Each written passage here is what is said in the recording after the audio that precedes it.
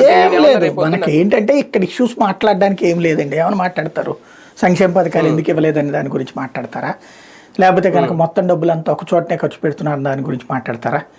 ఏం మాట్లాడతారు? ఈ ప్రభుత్వం అంతా అద్భుతంగా ఉందని చెప్పాలి. ఇంకోటి ఆయన దగ్గర నేర్చుకుంటున్నారు, ఆయన ఏం చేస్తే ఎట్లాగా రాజకీయం చేయాలో నేర్చుకుంటున్నారు, పరిపాలన ఎట్లా చేయాలో నేర్చుకుంటున్నారు బాబు గారి దగ్గర. అది నేర్చుకుంటూ తప్పని ఎట్టంటే నేర్చుకునేటప్పుడు మా మాస్టర్ ఏది చెప్తే అదే కరెక్ట్. అక్బర్ గొప్పోడు అంటే అక్బర్ గొప్పోడు అంటాం, శివాజీ గొప్పోడు అంటే శివాజీ గొప్పోడు అంటాం. అప్పుడు అక్బర్ వేలన అవుతాడు. నేర్చుకునేటటువంటి విద్యార్థికి మాస్టర్ ఏం చెప్తే అదే కరెక్ట్ కదా. ఇప్పుడు రాష్ట్రంలో జరుగుతున్నదంతా కూడా కరెక్ట్ అని నేను అనుకుంటున్నారు మాస్టర్ దగ్గర నేర్చుకుంటున్నటువంటి విద్యార్థిగా ఆయన. కాబట్టి అదేం ఇష్యూ కాదు. ఇప్పుడు ఇక్కడ ఈ ఇష్యూస్ గురించి ఇంకేం మాట్లాడతారు అక్కడ? ఇంకోటి అక్కడ ఛానల్ అడిగింది వాళ్ళకి సంబంధించినటువంటి ఇష్యూ.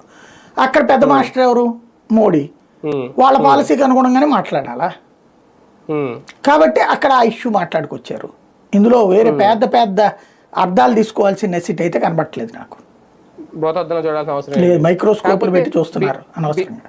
కాకపోతే బీజేపీ స్టాండ్ ఈయన భుజాన్ని వేసుకుంటున్నారు, బీజేపీ చేయాల్సింది ఈయన చేస్తున్నారు. మన సనాతన ధర్మం కానీ త్రిభాషా విధానం కానీ ఇవన్నీ ఈయన సమాధానం చెప్తున్నారు, ఈయన మాట్లాడుతున్నారు అనేది కూడా ఒకటి. కలిసి ప్రయాణం చేస్తున్నారు కదా, అందులో తప్పే ఉంది.